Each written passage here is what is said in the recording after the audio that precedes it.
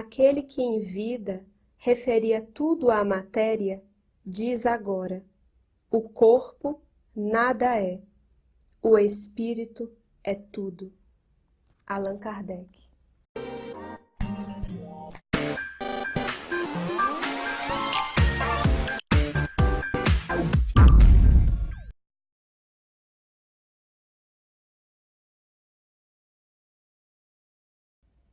O artigo da Revista Espírita de janeiro de 1858, que nós escolhemos para a nossa conversa de hoje, tem como título Uma Conversão. Allan Kardec nos conta, logo no início desse artigo, que um farmacêutico de uma cidade do sul da França havia perdido o pai há pouco tempo. Esse pai era objeto da veneração, da admiração e de toda a ternura de Georges, que é o nome que Kardec utiliza para se referir a essa pessoa.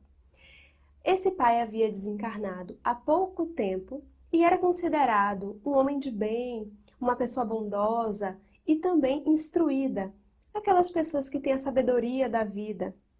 Por outro lado, era também materialista. Ele não acreditava em Deus, não acreditava na alma, nem na vida após a morte, nem nada que transcendesse a matéria. É assim que Georges, o filho, relata para Allan Kardec. Acontece que esse farmacêutico trava contato com o Livro dos Espíritos e já é tomado de certa surpresa por conta do raciocínio, da lógica que ali existia, porque o filho Georges também era materialista.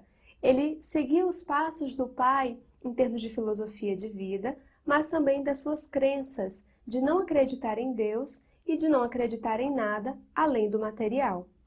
Já surpreso com a lógica, com a objetividade de O Livro dos Espíritos, ele relata a Kardec que se tivesse a oportunidade de conversar, de travar contato com seu pai em espírito, e se nesse contato ele pudesse ali reconhecer que realmente era o seu pai, que realmente era o seu pensamento, a sua sabedoria, a sua bondade, que ele se convenceria da imortalidade da alma e que talvez acreditasse até mesmo em Deus. E então esse encontro mediúnico acontece.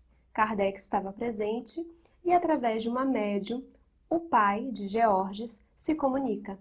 E nós gostaríamos de ler uma parte desse intercâmbio, dessa comunicação, das perguntas feitas pelo filho e das respostas fornecidas pelo pai, porque merece a nossa atenção e o nosso estudo.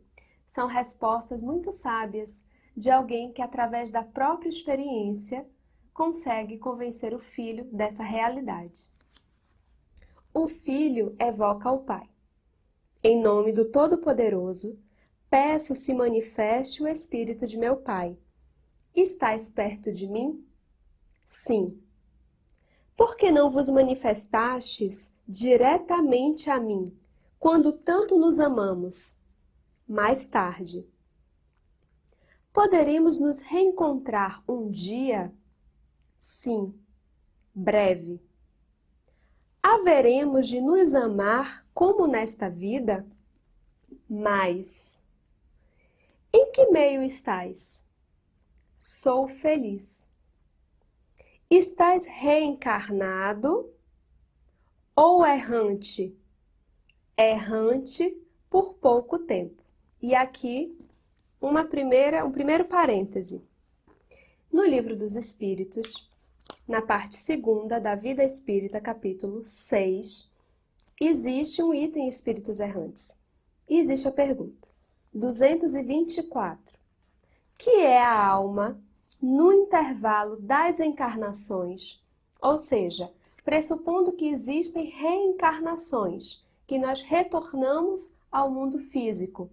Entre uma encarnação e outra, enquanto estamos na espiritualidade, no plano espiritual, o que é a alma nesse intervalo?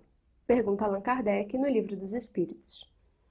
Espírito errante, que aspira a novo destino, que espera. Quanto podem durar esses intervalos?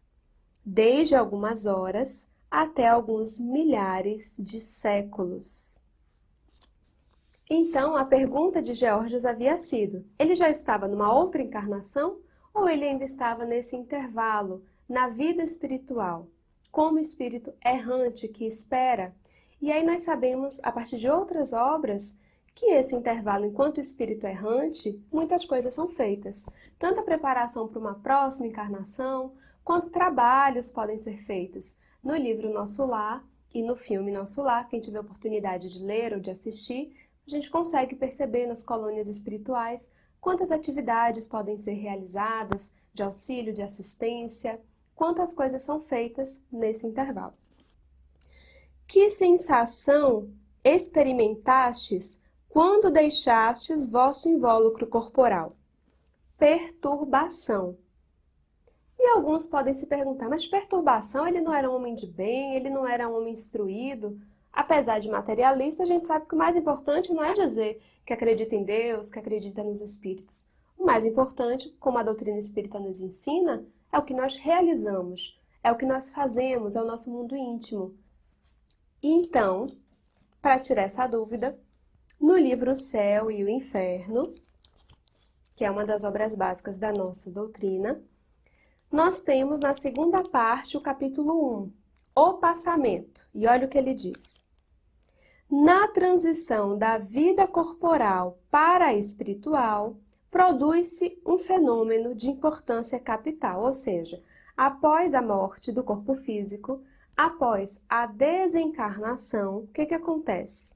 Um fenômeno chamado de perturbação. Nesse instante, a alma experimenta um torpor que paralisa momentaneamente as suas faculdades, neutralizando, ao menos em parte, as sensações. A perturbação pode ser considerada o estado normal no instante da morte e perdurar por tempo indeterminado, variando de algumas horas a alguns anos. Praticamente todos passaremos por esse momento de perturbação, de aturdimento. Eu não sei se vocês já tiveram a experiência de desmaiar ou até de acordar no meio da noite, de repente abrir os olhos e não lembrar bem quem você é, onde você está. A gente olha para os lados como se levasse uns segundos, assim, para recapitular a última cena, para fazer sentido aquela configuração. Eu já desmaiei algumas vezes, quem me conhece sabe. E todas as vezes que eu desmaiei, eu passei por essa experiência. Acordava, ficava até um tempo assim, olhando para as pessoas sem esboçar nada, porque eu não conseguia entender direito o que estava acontecendo. Acredito, porque não me recordo, que a experiência da perturbação seja mais ou menos isso, pelos relatos que nós já lemos no próprio livro O Céu e o Inferno. A diferença é que isso pode durar para algumas pessoas alguns segundos, como dura para a gente na situação do desmaio, ou pode durar muito mais tempo, dependendo da situação dessa pessoa, principalmente da sua situação íntima.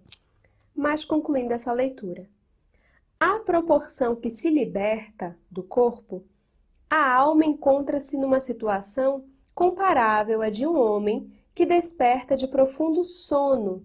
As ideias são confusas, vagas, incertas. A vista apenas distingue como que através de um nevoeiro, mas pouco a pouco se aclara. Desperta-se-lhe a memória e o conhecimento de si mesma.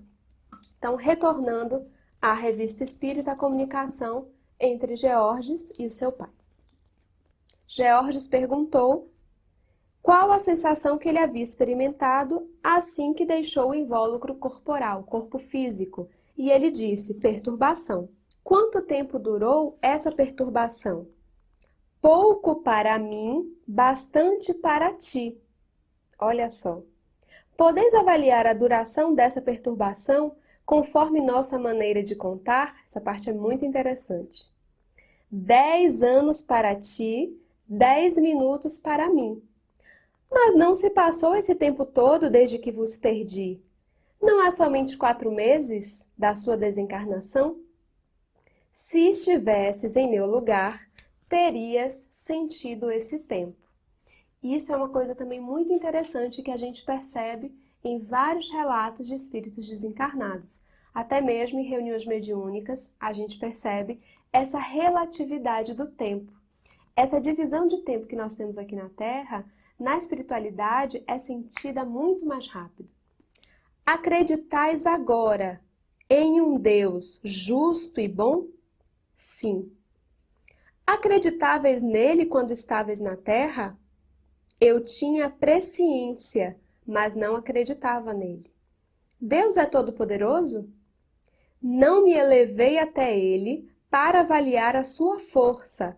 Somente ele conhece os limites de seu poder, porque só ele é seu igual. Ocupa-se ele dos homens? Sim. Seremos punidos ou recompensados conforme os nossos atos? Se fazes o mal, sofrer-lhe-ás as consequências. Serei recompensado se fizer o bem? Avançarás na tua rota. Estou no caminho certo? Pergunta o filho. Faze o bem e nele estarás. Acredito ser bom, mas estaria melhor se um dia, como recompensa, vos encontrasse. E o pai responde: que esse pensamento te sustente e te encoraje. Custo a crer que estamos nos comunicando. Tão maravilhoso me parece esse momento. E o pai pergunta: de onde provém essa dúvida? De que, partilhando vossas opiniões filosóficas, fui levado a tudo atribuir à matéria. Então ele estava espantado, porque por mais que ele quisesse acreditar que era o pai, mas agora o pai falava em Deus, na onipotência de Deus, em várias coisas, vários conceitos que transcendiam a matéria. A própria comunicação era uma transcendência dessa matéria. E por isso ele duvidava, como é lógico. E agora a resposta é perfeita. Vês de noite o que vês de dia? Vês de noite o que vês de dia? Estou, pois, nas trevas, meu pai? Sim. Achais penoso ou agradável que me comunique convosco? Para mim é uma felicidade, se posso te conduzir ao bem. Cada vez que o impulso te conduzir ao bem, sou eu, serei eu a inspirar-te. E Kardec relata que após essa experiência, houve ainda mais uma comunicação, mais informações do seu pai em um outro dia, através de uma outra médium, e que não apenas o Georges passou a acreditar em Deus, passou a acreditar na imortalidade da alma, na comunicabilidade entre os espíritos, como se tornou um espírita fervoroso. E a pergunta que eu queria deixar para a nossa reflexão: vês de noite o que vês de dia?